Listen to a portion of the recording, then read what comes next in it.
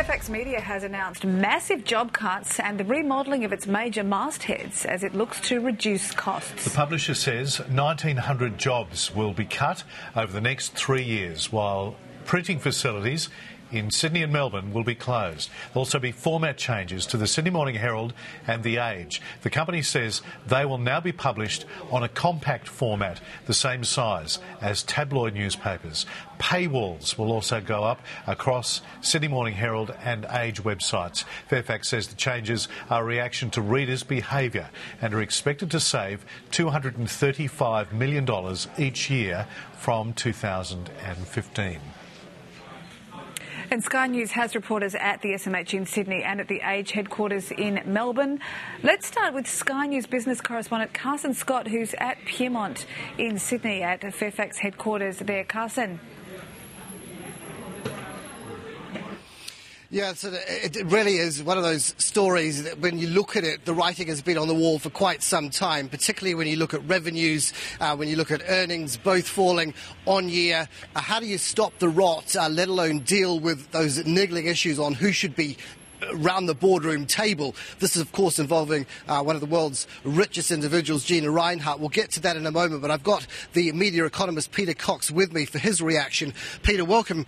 You're on Sky News, of course. Tell me, really, whether you saw this coming, how significant is it in terms of the job cuts and that stopping the rot? Well, I've certainly seen it coming. I've been lecturing on this since 2008, that the model was broken. What we're seeing today is we're seeing the staff, and particularly the journalists and the readers, paying the price for a board that has been asleep at the wheel for the last 5 to 10 years. Who ultimately is answerable when it comes to that? Well, obviously the chairman, not the people who are writing the stories. That's a ridiculous argument. It's the chairman and the board who have made a series of wrong strategic decisions over the last 5 years, as I say, that have brought about the downfall of Fairfax. It's one of those fast-moving industries. Hindsight is a wonderful thing. You can say that now. Did you say it then? Absolutely. I lectured the industry conference, the PADPAR conference. That's a publishers' conference in 2008, where I said the model is broken.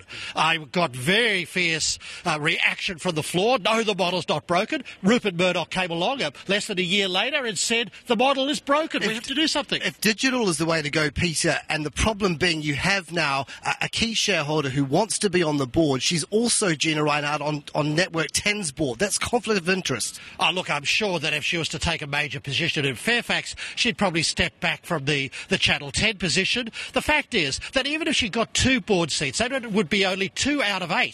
And as the chairman is appointed to the other positions, she wouldn't get much of an influence on the board with only 2 out of 8. But if the model is broken, why come on this board? Why not just go with 10? Well, that's up to Gina, of course, but she's got her own motivations, presumably, as to why she wants to be in newspapers. She's the one who's, as she calls it, has put the skin in there, a couple of $100 million. She's going to be down $100 million at least on this.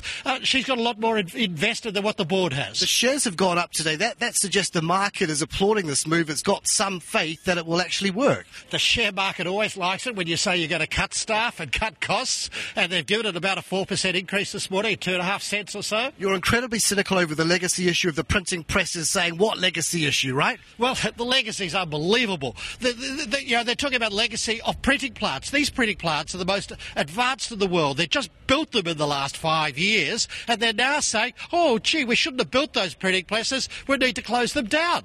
Paywalls, are they the answer? They've said the SMH, the Age are going there. Is that sort of after the horse is bolted?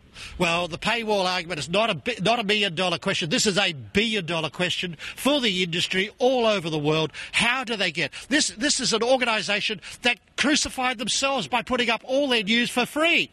And now they wonder why it's bitten them on the bum, if you like, and all these years later. Well, is the content going to actually wow the readers? Well, the content is news. News is always going to be there for the reader, right? It's not like have you made a hit television show.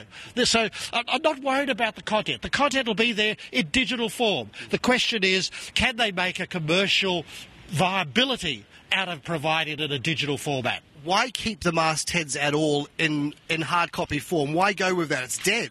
Well, I think that's an excellent question. And of course, one of the things we don't get to see is the financial models. The board never makes the models available for us to see whether this can work or not.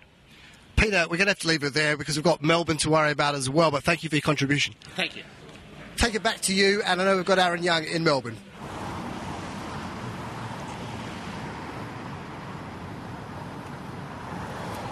Yes, thank you, Carson. And the issue here, of course, is for many of these people in the city who are now finding out about this news, they aren't doing so from newspapers. They're doing so from the massive 10-metre digital board at the front of the Fairfax Media House here, which is, of course, ironic given the news. But a number of journalists who've come out over the past hour to talk to us, they are not going to talk on camera at this stage, mainly because they have been forced to sign confidentiality agreements. What is also interesting with that is they've spoken about, quote, "We knew that the $170 million in cuts that had been announced wouldn't come from tea and biscuits, but this is," well, insert profanity here. That's certainly how many of the staff inside have been feeling. We know the MEAA, which is the Media Journalists Union, are in crisis talks at the moment as they are now trying to digest this news. It was only a couple of weeks ago here at Media House that around 200 journalists from upstairs were actually protesting about the announcement of 65 job cuts. Well, 1,900 job cuts is massive compared to that. There had been a lot of rumours, of course, about that printing facility, the Tullamarine